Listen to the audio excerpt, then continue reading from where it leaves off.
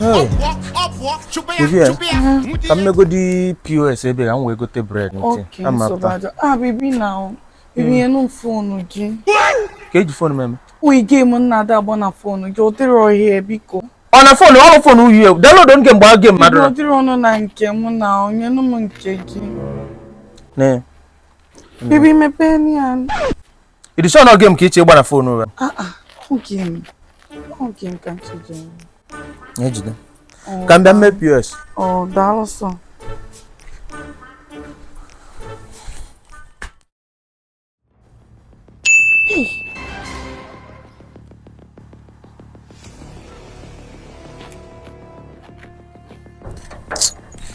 Nah. Oh, when I'm on under bread, I'll make you see me with rob go no.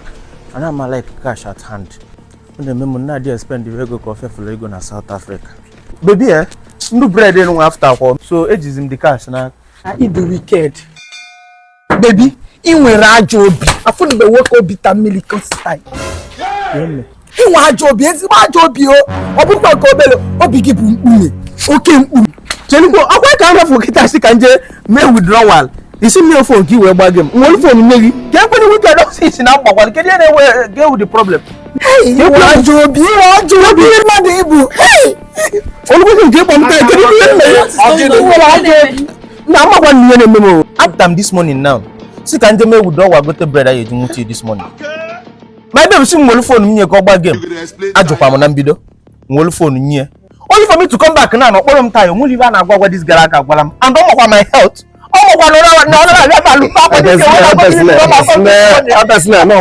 hey, what is it? This man the wicked. Hey, oh, the very wicked. What happened? Come happen no check on your phone. You can't do a bad game.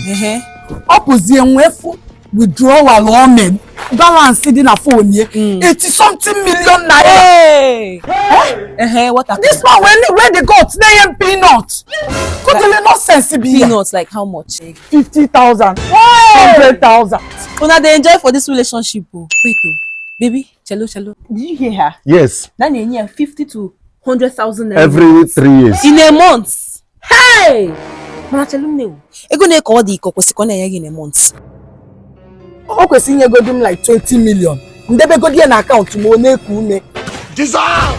Yes, them 300,000 every month. Hey! Look at my boyfriend here. But then you do anything, man, keep more peanuts. Your boyfriend, when I give 50 to 100,000 in a month, you will want no. Kabasala again. Hey! Cinco. You may try meeting. Achala o you na there maybe.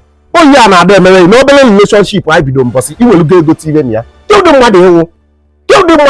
And me you wine 3,000 naira every 3 months. Nonsense. Hey.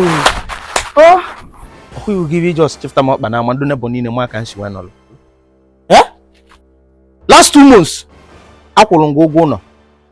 Last month e gelingi phone. Game mepele mal shop. This month I no ni me ba no one. E go telling shoe. Kedi mo zi choka me man le meli this girl. Kedi mo zi kuma le meli. I gave him Mr. Past. Okay. A man of past glories. Yeah, Mr. Past.